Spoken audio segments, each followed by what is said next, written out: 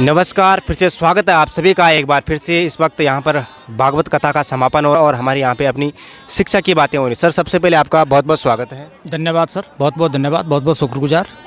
शिक्षा से संबंधित मेरा सवाल होगा आपसे। जिस तरह से यहाँ पे भागवत कथा का आयोजन हो रहा है और आज समापन है, छोटे बच्चों को भी भागवत कथा का ज्ञान लेना चाहिए? हाँ, लेना चाहिए, लेकिन वो भागवत कथा का ज्ञान तब लें जब वो पहले प्राथमिक शिक्षा को पूर्ण करें, जो उनका उद्देश्य और लक्ष्य है।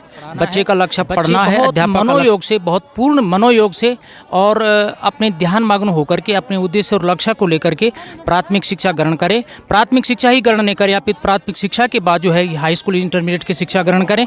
तत्पश्चात वो इंटरमीडिएट के बाद जो है ग्रेजुएशन ग्रहण करें, और जब वो ग्रेजुएशन की डिग्री पा लेंगे तत्पश्चात वो जो है अपनी दिशा तब तय करेंगे, क्योंकि शिक्षा का एक निश्चित समय होता है और कथा सुनने के लिए और अन्य चीज़ों के लिए बहुत समय होता है।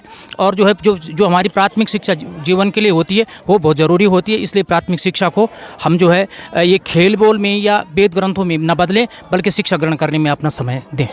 क्या भागवत कथा प्रत्येक व्यक्ति के लिए जरूरी है? हाँ, जरूरी है, प्रत्येक व्यक्ति के लिए ज़रूरी है। भागवत कथा जीवन को बहुत उत्कृष्ट मार्ग पर पहुंचाती है।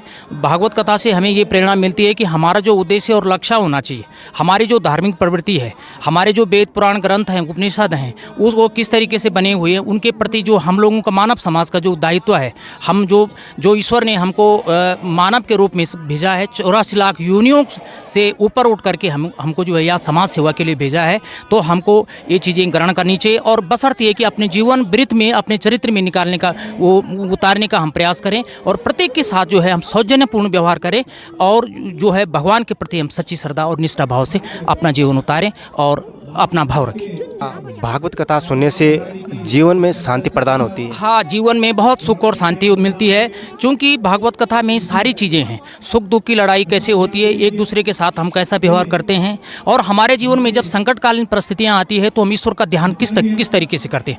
हम ईश्वर के ध्यान करने से हमारे जीवन में जो है जो विभिन्न प्रकार की जो समस्याएं होती है, विभिन्न प्रकार के जो संकट होते हैं, तो भगवान संकट मोचक द्वार हैं, और हमको जीवन में वास्तव में ये बहुत शांति मिलती है। हमें परिवार में शांति मिलती है। अब प्रत्येक जीवन को जो है, एक प्रत्येक व्यक्ति के जीवन को एक उत्कृष्ट मार्ग की ओर प्रशस्त करने का जो भागवत कथा है वो हमको मिलती है, और भागवत कथा प्रत्येक व्यक्ति के लिए बहुत जरूरी है। 7 दिन तक आपने यहाँ पर भागवत कथा सुनी, सुनकर आपको यहाँ पर क्या लगा?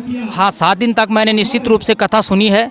मैंने अपने जीवन को बहुत महान समझा है। निश्चित रूप से कथा का रसपान किया है हमने, कथा श्रवण की है, कथा का श्रवण किया है, तो इससे हमको एक मिला कि जीवन में जो लालच है, जो मोह है, और एक दूसरे के प्रति हमारे जो द्वेष भाव है, उसको हमको बहुत जल्दी गति से अपने जीवन से उतारना चाहिए, और हमको सद्मार्ग की ओर, भगवान की भक्ति की ओर जाना चाहिए। भगवान भगवत प्रेमी बनना चाहिए। भगवान के प्रति किस तरीके से रहते हैं, हमारे वेद पुराण क्या करें, हमारे उपनिषद क्या करें, महाभारत क्या कर रही है, और रामायण क्या कर रही है, जितने हमारे वेद ग्रंथ बने हुए वो क्या करे हैं, वो व्यक्ति को सद्मार्ग की ओर ले चलने का प्रयत्न करते हैं, वो व्यक्ति को सद्मार्ग की ओर ले चलने की प्रेरणा देते हैं। इसलिए हमको कथा सुनने से हमको ज्ञान मिला, एक दूसरे के साथ हम कैसे रहें, हम समाज में अपना व्यवहार कैसे बनाएं, और भागवत कथा से हमको मिला कि भगवान के प्रति हमें जो निष्ठा है, एक दूसरे के प्रति जो निष्ठा है, हमारे समाज में जो हम रहते हैं हमको किस तरीके से रहना चाहिए, हमारे अंदर के जो द्वेष भाव है वो किस तरीके से